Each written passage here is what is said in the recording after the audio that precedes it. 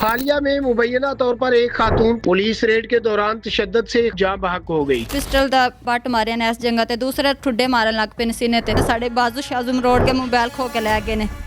रिजवान की मामला आया सोशल मीडिया ते देख रहे हैं रोड ब्लॉक किया जा रहा है, मामला की सी?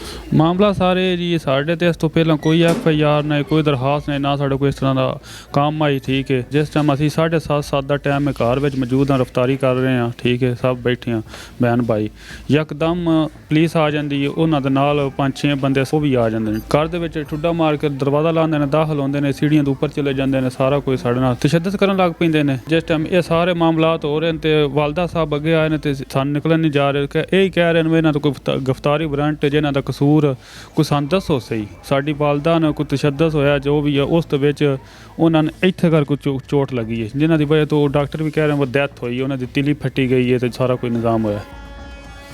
ਉਹ ਤਸ਼ੱਦਦ ਕਰ ਰਹੇ ਨੇ, ਉਹ ਇਹ ਕਹਿ ਰਿਹਾ ਵਾ ਇਸ ਬੀਬੀ ਨੂੰ ਮਾਰੋ, ਵਾਲਦਾ ਸਾਡੀ ਨਾ ਇਹ ਜ਼ਿਆਦਾ ਸ਼ੋਰ ਪਾਉਂਦੀ, ਇਹਨ ਸਾਈਡ ਤੇ ਕਰੋ। ਪੁਲਿਸ ਸਾਨੂੰ ਕਿ ਗੱਡੀਆਂ ਹੀ ਲੈ ਕੇ ਟੁਰ ਗਈ ਹੈ, ਸਾਨੂੰ ਲੈ ਜਾਂਦੇ ਨੇ ਮਾਣੋ ਚੱਕ ਤੋਂ ਸਾਨੂੰ ਮੰਡੀ ਲੈ ਜਾਂਦੇ ਸਿਵਲ ਲੈਣ। ਠੀਕ ਹੈ, ਉੱਥੇ ਜਾ ਕੇ ਸਾਨੂੰ ਉਹ ਇਹ ਜ਼ਬਰਦਸਤੀ ਕਹਿ ਰਿਹਾ ਨੂੰ ਬਿਆਨ ਆਪਣੇ ਬਦਲਨੇ ਨਾ, ਤੁਹਾਨੂੰ ਕਿਸੇ ਮਾਰਿਆ ਹੋਵੇ ਜਾਂ ਤਸ਼ੱਦਦ ਕੀਤਾ ਹੋਵੇ, ਇਹ ਸਾਡੇ ਨਾਲ ਉਹਨਾਂ ਕਾਰਵਾਈ ਕੀਤੀ ਹੈ ਤੇ ਸਾਨੂੰ ਉੱਥੇ ਜਾ ਕੇ ਵੀ ਸਾਡੇ ਨੂੰ ਕੋਈ ਮਾਲੂਮ ਨਹੀਂ ਹੈ ਸਾਡੇ ਤੇ FIR ਕਾਹਦੀ ਦੀ ਹੈ ਤੇ ਕਿਉਂ ਹੈ। ਜ਼ਬਰਦਸਤੀ ਕਰਨ ਲੱਗ ਪਏ ਨੇ, ਮਾਰ ਪਟਾਈ ਸ਼ੁਰੂ ਕਰ ਲਈ। ਉਹਨਾਂ ਦੀ ਮਾਂ ਅੱਗੇ ਹੋਈ ਹੈ, ਇੱਕ ਇੱਥੇ ਉਹਨਾਂ ਮਾਰਿਆ ਪਿਸਟਲ ਦਾ ਪੱਟ ਮਾਰਿਆ ਨੇ ਇਸ ਜਗ੍ਹਾ ਤੇ, ਦੂਸਰੇ ਠੁੱਡੇ ਮਾਰਨ ਲੱਗ ਪਏ ਨੇ ਸੀਨੇ ਤੇ। ਇੱਕ ਉਹਨਾਂ ਕੋਲ ਪੁਲਿਸ ਲਈ ਗੱਡੀ ਸੀ ਬਗੈਦਾ, ਹੋਰ ਗੈਰ ਕਾਨੂੰਨੀ ਗੱਡੀਆਂ ਸੀ, ਇੰਜੇ ਆਏ ਸੀ ਸਿਵਲ ਵਰਦੀ 'ਚ। ਸਾਡੇ ਸਾਹਮਣੇ ਸਾਡੀ ਅੰਮੀ ਦਾ ਕਤਲ ਕਰਕੇ ਗਏ ਨੇ। ਸਾਨੂੰ ਕੋਈ ਜਿਹੜਾ ਨਾ ਸਬੂਤ ਨਹੀਂ, ਕੋਈ ਪ੍ਰੂਫ ਨਹੀਂ ਪੁਲਿਸ ਦਿੰਦੀ ਪਈ ਜਿਹੜੇ ਸਾਡੀ ਅੰਮੀ ਕਤਲ ਕਰਕੇ ਗਏ ਨੇ। ਬਕਾਇਦਾ ਅਸੀਂ ਉਹਨਾਂ ਦੀ ਵੀਡੀਓ ਵੀ ਦਿੱਤੀ, ਜਿੱਕਣ ਸਾਡੇ ਨਾਲ ਆ ਕੇ ਤਸੱਦਦ ਕਰਦੇ ਨੇ, ਸਾਡੀਆਂ ਔਰਤਾਂ 'ਤੇ ਹੱਥ ਚਲਾਏ ਨੇ। ਅਸੀਂ ਬਕਾਇਦਾ ਹੋਰ ਵੀ ਵੀਡੀਓ ਬਣਾਈਆਂ ਸੀ, ਜ਼ਬਰਦਸਤੀ ਪੁਲਿਸ ਲੈ ਆਉਣਾ, ਸਾਡੇ ਹੱਥਾਂ 'ਚ ਖੋਲੇ ਨੇ, ਸਾਡੇ ਬਾਜ਼ੂ ਸ਼ਾਜ਼ਮ ਰੋਡ ਕੇ ਮੋਬਾਈਲ ਖੋ ਕੇ ਲੈ ਗਏ ਨੇ। ਸਾਨੂੰ ਕੋਈ ਇਨਸਾਫ ਨਹੀਂ ਪਿਆ ਮਿਲਦਾ ਸੀ ਤੇ ਜਿਹੜਾ ਮਰਗਮ ਨਵਾਜ਼ ਤੱਕ ਵੀ ਆਵਾਜ਼ ਪਿਆ ਨੇ ਸਾਡੀ ਪਹੁੰਚੇ, ਸਾਡੀ ਮਾਂ ਦਾ ਕਾਤਲ ਲੱਭਿਆ ਨਹੀਂ ਜਾ ਰਿਹਾ। ਸਾਨੂੰ ਜਿਤਨੇ ਤੱਕ ਸਾਡੀ ਮਾਂ ਦਾ ਕਾਤਲ ਨਹੀਂ ਲੱਭਣਾ ਅਸੀਂ ਇਸ ਤਰ੍ਹਾਂ ਬਹਿਣਾ ਨਹੀਂ। ਸਾਡੀ ਮਾਂ ਰੋਡਾਂ ਤੇ ਰੋਲ ਗਈ ਹੈ, ਸਾਨੂੰ ਇਨਸਾਫ ਨਹੀਂ ਕਿਸੇ ਦਿੱਤਾ।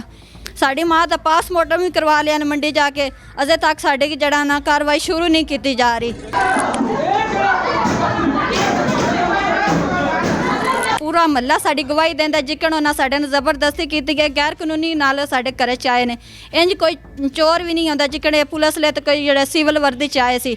ਅੱਛਾ, ਹਾਲਾਤ ਕੀ ਹੈ ਸਾਈਂ ਤੁਹਾਡੇ ਨਾਲ ਉਹਨਾਂ ਦਾ ਕੀ ਤਾਲੁਕ? ਨਾਲੇ ਸਾਡੇ ਪੀਰ ਬਣੇ ਨੇ, ਘਰ ਆਉਣ ਜਾਣ ਬਜ਼ੁਰਗਾਂ ਨਾਲ ਸਲਾਮ ਦੁਆ ਤੇ ਉਹ ਇਸ ਦੇ ਵਿੱਚ ਸਾਨੂੰ ਜੱਗਾ ਤੇ ਟੈਕਸ ਮੰਗਦੇ ਆ ਤੇ ਸਾਡੇ ਘਰੋਂ ਖਾਣ ਪੀਣ ਸਾਰਾ ਇੰਤਜ਼ਾਮ ਤੇ ਗੁੰਡਾਗਰਦੀ ਕਰਦੇ ਆਣ। ਇਹ ਹੀ ਉਹਨਾਂ ਦੇ ਸਾਡੇ ਘਰ ਪਰਿੰਗੋ ਲਾਈ ਰੱਖਦੇ ਸੀ, ਧਮਕੀਆਂ ਦਿੰਦੇ ਸੀ। ਅਸੀਂ ਔਰਤਾਂ ਘਰ ਹੁੰਦੀਆਂ ਸੀ, ਅਸੀਂ ਫਿਰ ਬਕਾਇਦਾ ਜਿਹੜਾ ਨਾ ਆਖਦੇ ਸੀ ਜੀ, ਉਹ ਵੀ ਵੀਡੀਓ ਨੇ ਰਿਕਾਰਡਿੰਗ ਹੋਈ ਵੀ ਧਮਕੀਆਂ ਪੇ ਦਿੰਦੇ ਨੇ।